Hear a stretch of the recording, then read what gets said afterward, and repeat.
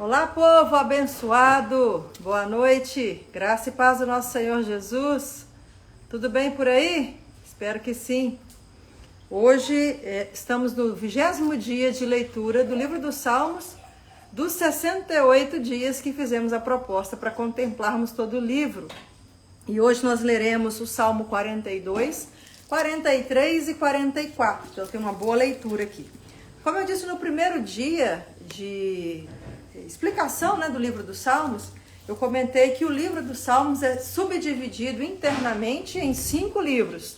Então, o primeiro livro dentro do livro dos Salmos foi o 1º até o 41. Hoje nós iniciamos o segundo livro dentro do livro dos Salmos, que então é 42 daí em diante. Daqui a pouco o terceiro livro, o quarto e o quinto livro, também ainda antes de contemplar toda a leitura. Também disse no primeiro dia que não foi só Davi quem escreveu o livro de Salmos, tivemos várias pessoas, mas que até 41 teria sido então Davi. Vamos então, e aquilo que for diferente, às vezes do próprio Salmo, informa quem foi o autor daquele livro, tá? Então vamos lá, segundo livro, por isso que eu estou explicando, Salmo 42. Para o mestre de música, um poema dos coraitas. Como a corça anseia por águas correntes, a minha alma anseia por ti, ó Deus. A minha alma tem sede de Deus, do Deus vivo. Quando poderei entrar para apresentar-me a Deus? Minhas lágrimas têm sido o meu alimento de dia e de noite, pois me perguntam o tempo todo: onde está o seu Deus? Quando me lembro dessas coisas, choro angustiado, pois eu costumava ir com a multidão, conduzindo a procissão à casa de Deus, com cantos de alegria e de ações de graças, entre a multidão que festejava. Por que você está assim tão triste, ó minha alma? Por que está assim tão perturbada dentro de mim? Põe a sua esperança em Deus, pois ainda o louvarei. Ele é o meu Salvador e o meu Deus. A minha alma está profundamente triste, por isso de ti me lembro, desde a terra do Jordão, das alturas do Hermon, desde o monte Mizar. Abismo, vou parar aqui. Vamos então aqui dizer e comentar, boa noite a todos, sejam muito bem-vindos, que Davi expressa o desejo de ter o Senhor muito perto dele. E ele diz assim, como uma corça anseia por água, como uma corça que precisa dessa água para poder se alimentar e sobreviver. Ele precisa do Senhor. Ele declara então a necessidade dele assim, absurda de Deus, né? E que a alma tem sede do Senhor, e que ele busca o Senhor, que ele tem sofrido muito, e que o choro dele que tem alimentado a sua vida. E tem gente perguntando para Davi, cadê seu Deus? Aonde que seu Deus está? Que não faz nada por você, né? E ele chora angustiado, ele fica se lembrando do tempo em que ele vivia a alegria, em que ele ia para a casa do Senhor, em que ele festejava, e agora ele estava lá triste e abatido. Mas ao mesmo tempo em que ele narra a sua tristeza, ele também evoca a Deus e evoca as pessoas para dizer e pensar e refletirem. Ó alma, por que você está abatida? Confia em Deus, não duvide das coisas do Senhor, o Senhor é contigo. Então, olha, é natural que isso aconteça, é natural que a sua alma se abata, é natural que nós nos entristeçamos, porque somos humanos e situações acontecem e podem vir coisas contra nós. Mas que nós possamos usar esse salmo aqui de Davi, em que ele fala, não fique triste, não se abata minha alma, espera no Senhor, confia nele, coloque a sua esperança em Deus. Porque o espiritual e a fé, ela tem que sobrepujar a alma, ela tem que ir além, ela tem que ir para cima disso. E é preciso então que nós não deixemos que a nossa alma e a nossa mente ocupem um lugar maior do que a nossa fé em Deus. Ele então fala que está profundamente triste, ele lembra do tempo de alegria e não consegue se alegrar. Eu quero aproveitar e deixar um recado aqui para alguns irmãos, não sei se todos sabem, mas eu sou psicóloga e eu já vi muitas pessoas passando muitas enfermidades, passando doenças de alma, em que elas são rotuladas como pessoas fracas na fé, ou pessoas endemoniadas, ou pessoas de qualquer outra natureza, né, que não dão crédito a essa enfermidade da sua alma. Eu quero dizer que existem enfermidades que parecem ser de alma de todos esses aspectos. esse espectro. Então, por exemplo, tem pessoas que já chegaram no meu consultório com queixa de depressão, eu orei para expulsar demônio. Tem gente que chegou no consultório e que estava achando que estava com depressão ou outra enfermidade, em que eu encaminhei para um psiquiatra. Teve outra em que uma acolhida resolveu. Então nós temos uma variedade de ações que nós podemos fazer. Nem tudo é demônio e nem tudo é enfermidade mesmo. Então é preciso que você saiba discernir. Agora, Davi era muito claro em dizer, você está abatida por quê? Vamos confiar em Deus. Deus é maior do que tudo isso. E eu preciso que você creia, alma, que Deus é soberano. E aí, então, versículo 7, que eu gosto muito de narrar, e que um abismo chama abismo, ao rugir das suas cachoeiras. Todas as suas ondas e vagalhões se abateram sobre mim. A gente usa muito esse versículo para dizer assim que uma tromba d'água, né, um problema, vem logo depois outro problema. Como as trombas d'água se unissem e elas virassem uma coisa muito maior. Ela está dizendo mesmo de águas, de cachoeiras, de rompantes, né? E que um abismo chama outro. Na realidade, ele não está falando de pecado, mas ele está falando dessa ação repetida, acumulada e que vai trazendo outros problemas. Mas a gente pode usar sim quando a gente percebe que quando a pessoa se desvia do Senhor, ela começa a mentir, daqui a pouco ela começa a fazer outra coisa, ela vai fazendo outras coisas para encobrir aquele pecado anterior. E aí a gente acaba usando esse versículo de um abismo chama outro abismo. Versículo 8, estou lendo Salmo 42, verso 8. Conceda-me o Senhor o seu fiel amor de dia e de noite, esteja comigo a sua canção. É a minha oração ao Deus que me dá vida. Direi a Deus, minha rocha, por que te esquecesses de mim? Por que devo sair vagueando e pranteando, oprimido pelo inimigo? Até os meus ossos sofrem agonia mortal, quando os meus adversários zombam de mim, perguntando-me o tempo todo, onde está o seu Deus? Ô, gente, é duro, né? Você sofrer a afronta das pessoas, você dizer assim, cadê sua fé, cadê seu Deus? Em momentos em que você já está abatido. É como as pessoas queriam se sentir colocar. Você está no buraco, ele quer te apertar lá dentro do buraco mais ainda, fazendo com que você duvide da sua própria fé ou da ação protetora de Deus para com você, já que eles não contemplam, às vezes, a ação imediata de Deus na sua vida. Mas Davi continua no verso 11. Por que está assim tão perturbada dentro de mim? Põe a sua esperança em Deus, pois ainda o louvarei. Ele é o meu Salvador e o meu Deus. Oh, glória a Deus, aleluias. Vamos lá, ainda temos Salmo 43 e 44 para ler no dia de hoje. Salmo 43, faze-me justiça, ó Deus, e defende a minha causa contra um povo infiel. Livra-me dos homens traidores e perversos, pois tu, ó Deus, és a minha fortaleza. Por que me rejeitastes? Por que devo sair vagueando e pranteando, oprimido pelo inimigo? Envia a tua luz e a tua verdade. Elas me guiarão e me levarão ao teu santo monte, ao lugar onde habitas.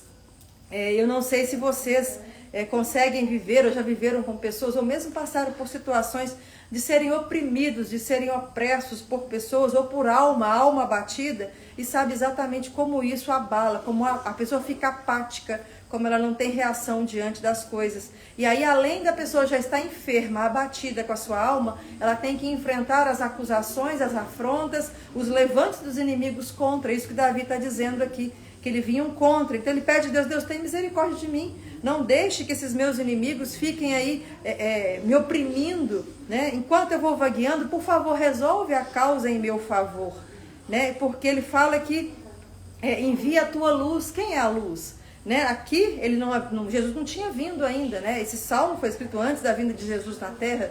Envia a tua luz e a tua verdade, elas me guiarão ao teu santo monte. O santo monte é onde o próprio Deus habita. Se você estiver a luz de Cristo, estiver a verdade, que é Ele, é a palavra, você vai ser guiado até o santo monte de Deus, o lugar onde Deus habita. Versículo 4 do Salmo 43. Então irei ao altar de Deus, a Deus, a fonte da minha plena alegria. Gente, vamos aprender isso aqui. A nossa alegria plena precisa estar em Deus, né? Quantas vezes nós temos esse discurso de dizer, não confie em coisas, não confie em pessoas, não confie em situações, confie em Deus. Mas é preciso que em meio às dificuldades, nós creiamos verdadeiramente que a alegria plena que temos é somente com o Senhor, é quando Ele realmente habita em nossas vidas.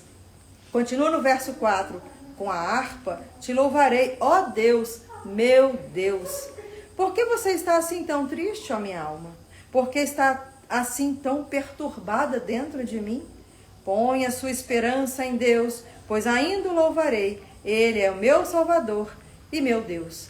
Apesar da Septuaginta separar os dois salmos, 42 e 43, acredita-se que eles foram escritos juntos, uma coisa só, porque você pode perceber que o assunto ele é o mesmo, né? Em que Davi clama por misericórdia, ele é perseguido, ele é humilhado e envergonhado, mas ele crê em Deus, que Deus é a esperança da vida dele. Vamos terminar então a leitura de hoje, Salmo 44. Para o mestre de música dos Coraitas, um poema.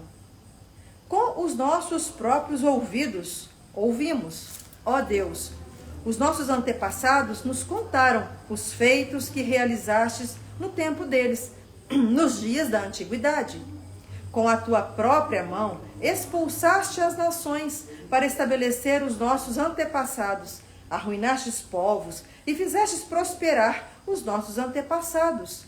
Não foi pela espada que conquistaram a terra, nem pela força do seu braço, que alcançaram a vitória. Foi pela tua mão direita, pelo teu braço e pela luz do teu rosto, por causa do teu amor para com eles. Isso é muito legal de descobrir, gente. Essa passagem é muito interessante, porque quando Deus vai prometer para o povo, né, de Israel a terra prometida, eu fiquei pensando assim, mas por que Deus tira um povo de lá para colocar o povo? Deus tem preferência por pessoas, ou tem uma proteção para uns e rejeita outros? E aqui é muito claro, e também quando isso acontece, é descrito o seguinte, olha, porque o povo que estava naquela terra pecou, Deus permite que aquele povo saia para que o povo de Israel ocupe aquele lugar. Então, olha assim, olha, e o povo não fez foi pela força do povo de Israel que eles conquistaram o que conquistaram. Foi pela mão de Deus, pela poderosa ação do Senhor. Não foi pela força do braço dos homens, mas foi pelo Senhor que eles alcançaram a vitória. Aqui, ó, nem pela força do seu braço que alcançaram a vitória, mas pela mão direita e pelo braço do Senhor. É lindo isso, porque Deus é justo. Ele não ia arrancar uma pessoa justa de uma terra para poder dar lugar para um filho dele protegido. Isso não seria justiça. Né? Mas aquele povo estava em desobediência, aquele povo que ocupava a terra antes do povo de Israel ir, ele então tira para dar para aquele. Então não duvide disso, que Deus tira de pessoas que não estão com ele para dar para os seus. Nossa, mas isso é muito injusto. Não, Deus é dono de tudo. E ele é dono, ele faz o que ele quiser com a vida, ele faz o que quiser com a terra, ele faz o que quiser com o dinheiro. É dele, né? A gente tem que entender isso. Deus fala que o ímpio, ele coloca o ímpio para alimentar o justo. Tem muito ímpio aí, Jesus. Aleluia. Não que eu queira isso, mas a palavra me promete isso. Tem muito ímpio aí ajuntando para um determinado momento Deus colocar na sua mão para fazer a obra. Porque Deus tem interesse que você seja usado. Se você é um homem justo e vai fazer bem com aquilo que Deus colocar na sua mão, Ele vai te abençoar. Você não vai ter produzido nada. E vai chegar muita coisa na sua mão para que você possa multiplicar aquilo. Os talentos, te deram 5, te deram 2, te deram 10 talentos. Foi dado. Ninguém catou, trabalhou para ter o talento. Deus te deu na sua mão. E você então tem que multiplicar esse talento. A obra que Deus te dá, a benfeitoria que Ele te dá, alguém tinha, Ele tirou para te dar, porque Ele está confiando que você vai fazer bom uso daquilo. É lindo isso, é maravilhoso. Vamos ver onde que eu parei, que eu empolguei, gente, vamos lá. Tá, olha só, eu vou repetir só o finalzinho do verso 3, que eu já te dizer aqui, ó, foi pela tua mão direita, pelo teu braço, pela luz do teu rosto, por causa do teu amor para com eles, do amor de Deus para com eles. Verso 4, 44, 4. És tu, meu rei e meu Deus. És tu que declaras vitórias para Jacó. Contigo, pomos em fuga os nossos adversários. Pelo teu nome, pisoteamos os que nos atacam. Não confio no meu arco. Minha espada não me concede a vitória. Mas tu nos concedes a vitória sobre os nossos adversários. E humilhas os que nos odeiam. Queridos, isso é maravilhoso, porque no momento em que você acreditar que tudo que você tem e que tudo que você conquista pela força do seu braço, pela sua inteligência e pela sua competência, você parou de depender de Deus. Você parou de acreditar que Deus opera na sua vida e que é Ele quem é o provedor.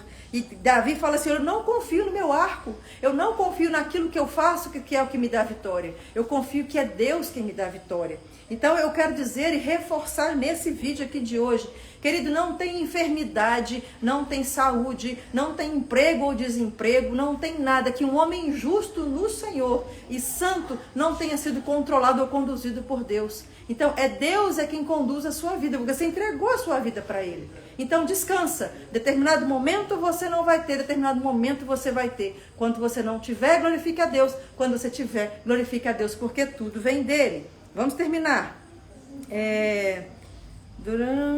Eu acho que aqui, não confio no meu arco, tá? Verso 8. Em Deus nos gloriamos o tempo todo e louvaremos o teu nome para sempre. Verso 9. Mas agora nos rejeitastes e nos humilhastes. Já não saís com os nossos exércitos diante dos nossos adversários. Fizeste-nos abater em retirada. Fizeste-nos bater em retirada. E os que nos odeiam nos saquearam. Tu nos entregastes para sermos devorados como ovelhas, e nos dispersastes entre as nações. Vendeste o teu povo por uma ninharia, nada lucrando com a sua venda. Tu nos fizestes motivo de vergonha dos nossos vizinhos, objeto de zombaria e menosprezo dos que nos rodeiam. Fizeste de nós um provérbio entre as nações. Os povos meneiam a cabeça quando nos veem. Sofro humilhação o tempo todo, e o meu rosto está coberto de vergonha, por causa da zombaria dos que me censuram e me provocam, por causa do inimigo que busca vingança. Tudo isso aconteceu conosco, sem que nos tivéssemos esquecido de ti, nem tivéssemos traído a sua aliança. Nossos corações não voltaram atrás, nem os nossos pés se desviaram da tua vereda. Amados, crente passa por prova. No mundo tereis aflições, o mundo traz aflição contra nós. E Deus prova o nosso coração. Deus coloca o povo de Israel no deserto para provar o coração deles, para ver se eles realmente queriam servir ao Senhor. Uma vez a minha filha, só para poder finalizar essa história de hoje aqui, a minha filha falou que Deus comentou, a minha filha mais velha, Letícia, Deus comentou com ela assim, tá bom, você me adora, você me serve, você faz tudo o que eu tenho pedido para você fazer, porque você acredita que tem céu e que eu vou estar com você eternamente. Tá bom. Mas e se você não tivesse céu? E se eu não te prometesse céu nenhum? Ainda assim você me amaria? Ainda assim você me serviria? Ou seja, se você tiver recebido aquilo que você quer, você serve a Deus. Mas se você não tiver recebido aquilo que você quer, você vai servir a Deus? Davi fala aqui, olha, mesmo que eu não tenha feito nada, o Senhor me trouxe situações de vergonha, permitiu que inimigos me envergonhassem, mas ainda assim, eu não vou voltar atrás quanto a quem o Senhor é na minha vida. Isso é de uma profundidade de cristão que nem todo mundo dá conta, não é verdade? Vamos terminar o salmo de hoje. 44:19. Todavia, tu nos esmagastes e fizeste de nós um covil de chacais, e de densas trevas nos cobristes. Só detalhe que eu não deixei em aberto aqui. Vai ter céu, tá, querida? Vai ter vida eterna com o Senhor. Mas de dizer o seguinte, que mesmo que não tivesse, o meu amor por Deus tem que estar acima de qualquer benfeitoria que eu vá receber dele. Verso 20. Se tivéssemos esquecido o nome do nosso Deus e tivéssemos estendido as nossas mãos a um Deus estrangeiro, Deus não o teria descoberto? Pois ele conhece os segredos do coração. Contudo, por amor de ti, enfrentamos a morte todos os dias. Somos considerados como ovelhas destinadas ao matadouro. Somos elevados à morte, enfrentamos a morte todo dia. Recebe isso, querido, como uma possibilidade de uma vitória diária, como uma possibilidade de lutar as lutas do Senhor, ser vitoriosa e dar testemunho de que você é crente no Senhor e que vive a fé nele. Amém? Então, prepara o lombo, filha. Não é para você poder ficar molinha. Ah, Jesus. Não, filho. Deus me levanta, me faz forte, me faz guerreira, porque eu quero ser usado para a glória do Senhor. Vamos finalizar. Então, pensa assim, se a pessoa não tivesse adorado um outro Deus, Deus não teria descoberto? Está falando aqui. Pois Deus conhece o segredo do nosso coração. Verso 22. Contudo, por amor de ti, enfrentamos a morte todos os dias, somos considerados como ovelha indo para o matadouro. Verso 23. Desperta, ó Senhor, porque dormes. Ele não dorme, né? Mas é a fala de Davi. Levanta-te, não nos rejeite para sempre. Por que escondes o teu rosto e esqueces o nosso sofrimento e a nossa aflição? Aqui é aquele povo que não escuta o Deus falar com eles, ou não tem uma resposta de Deus naquela época. Oh Deus, o Senhor está em silêncio, fala comigo. É mesmo a resposta, é igual a pergunta de Davi, que Deus, você esqueceu de mim? Você sumiu, cadê tu, Senhor? Verso 25, fomos humilhados até o pó. Nossos corpos se apegam ao chão. Levanta-te, socorre-nos, resgata-nos por causa da tua fidelidade. Essa frase eu termino deixando para você. Deus, nos resgata, porque o Senhor é fiel para com a tua palavra, que diz que aquele que pede crendo recebe. Deus, não é nos resgata porque eu sou bom, não é nos resgata porque eu fiz tudo certo, nos resgata porque o Senhor é Deus de amor, porque o Senhor é Deus fiel e mantém a tua palavra, porque o Senhor cumpre tudo aquilo que o Senhor disse, tanto as coisas boas, promessas, quanto a justiça e o cumprimento da promessa do Senhor. Amém, queridos? Deus te abençoe ricamente. Leia esse salmo de novo, pense, use das palavras que Davi... Aqui não sei se é Davi não, eu até falei Davi, mas eu não sei se é Davi não.